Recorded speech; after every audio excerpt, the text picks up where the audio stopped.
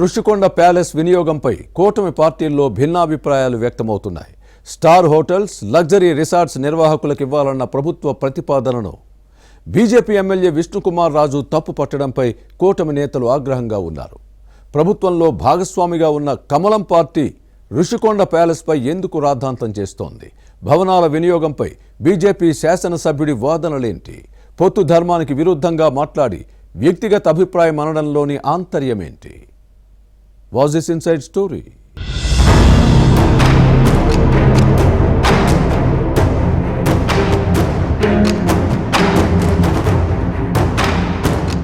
జగన్ జమానాలో విశాఖలో రిషికొండను బోడిగుండు కొట్టి విలాసవంతమైన భవనాలు కట్టారు. మళ్లీ అధికారం తమదేనన్న భ్రమలో బతికిన పాలకులు ప్రజాధనాన్ని మంచినీటి ప్రాయంగా ఖర్చు చేశారు. మరో 30 ఏళ్లు అధికారంలో ఉండొచ్చు, రిషికొండ ప్యాలెస్లో పవలించవచ్చని జగన్ భావించారు. విశాఖను రాజధానిగా చేసి రిషికొండ ప్యాలెస్లో విలాసవంతమైన జీవితం గడపవచ్చనుకున్నారు. కానీ గత ఎన్నికల్లో కూటమి అధికారంలోకి రావడంతో జగన్ కలలు కల్లలయ్యాయి.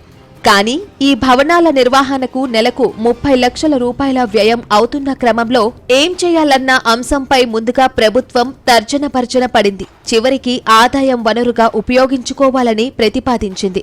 మంత్రివర్గ ఉపసంఘం ఏర్పాటు చేసి అభిప్రాయ సేకరణ చేసింది.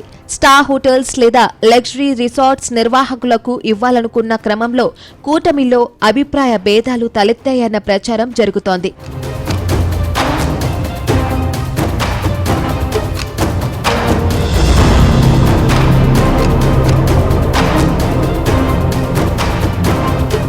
రుషికొండ భవనాలపై కూటమిలో భాగస్వామిగా ఉన్న బీజేపీ వైఖరి కాస్త భిన్నంగా ఉంది. విశాఖ నార్త్ కమలం ఎమ్మెల్యే విష్ణుకుమార్ రాజు ప్రభుత్వ నిర్ణయానికి విరుద్ధంగా మాట్లాడడం ప్యాలెస్ విషయంలో కూటమిలోని విభేదాలను బయటపెట్టినట్టు అయింది. బడా హోటల్స్ కు ఈ భవనాలను ఇవ్వడం సరికాదన్నది బీజేపీ ఎమ్మెల్యే వాదన. అయితే ఇది పార్టీ అభిప్రాయం కాదని, తన వ్యక్తిగత అభిమతమన్న వ్యాఖ్యలు దుమారం లేపాయి. రుషికొండ ప్యాలెస్ వినియోగంపై విశాఖ ఎమ్మెల్యేల సూచనలు, సలహాలు తీసుకోకపోవడాన్ని తప్పుపట్టారు. ఎవర్నీ సంప్రదించకుండా ఏకపక్ష నిర్ణయం తీసుకోవడం ఏంటన్నది ఈ ఎమ్మెల్యే వాదన. వాస్తవానికి వైసీపీ ఈ పని చెయ్యాలి, కానీ బీజేపీ ఎమ్మెల్యే విష్ణుకుమార్ రాజు ప్రభుత్వాన్ని ప్రశ్నించడాన్ని కూటమి పార్టీల నేతలు మండిపడుతున్నారు. రుషికొండకు ఎదురుగా వెంకటేశ్వర స్వామి ఆలయముంది. కొన్ని భవనాలను టీటీడీకి అప్పగించి కళ్యాణ మండపాలుగా మార్చాలన్నది విష్ణుకుమార్ రాజు సూచన. మిగిలిన వాటిలో తెలుగు సంప్రదాయం, సంస్కృతి ఉట్టిపడేలా ఎగ్జిబిషన్ పెట్టాలన్నది బీజేపీ ఎమ్మెల్యే వాదన. స్టార్ హోటల్స్ కు ఇస్తే సామాన్యులకు అందుబాటులో ఉండదన్నది ఈ శాసనసభ్యుడి మాట.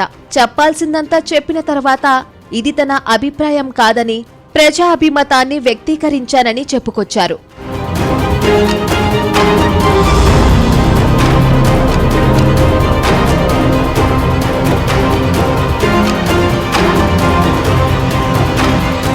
అయితే ఈ విషయాలను బహిరంగంగా చెప్పిన విష్ణుకుమార్ రాజుపై కూటమి పార్టీలోని కొందరు నేతలు ఆగ్రహంగా ఉన్నారు.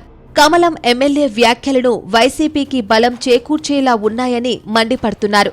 విష్ణుకుమార్ రాజు కేవలం బీజేపీ ఎమ్మెల్యే మాత్రమే కాదని, పార్టీ శాసనసభ పక్ష నేత అని గుర్తు చేస్తున్నారు.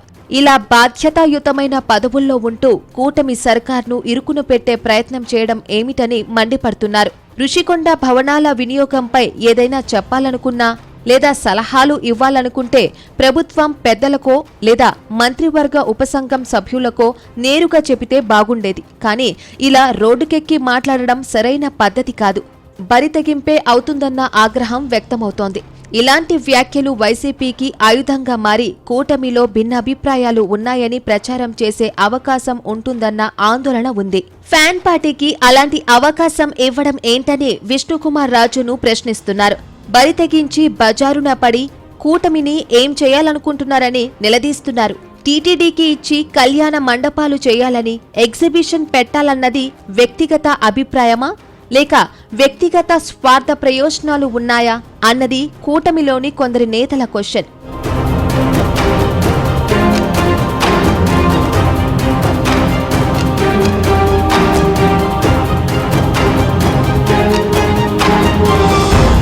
ఇక ముందు ముందు అయినా బీజేపీ ఎమ్మెల్యే ఇలా మాట్లాడకుండా ఉంటే మంచిదని అంటున్నారు.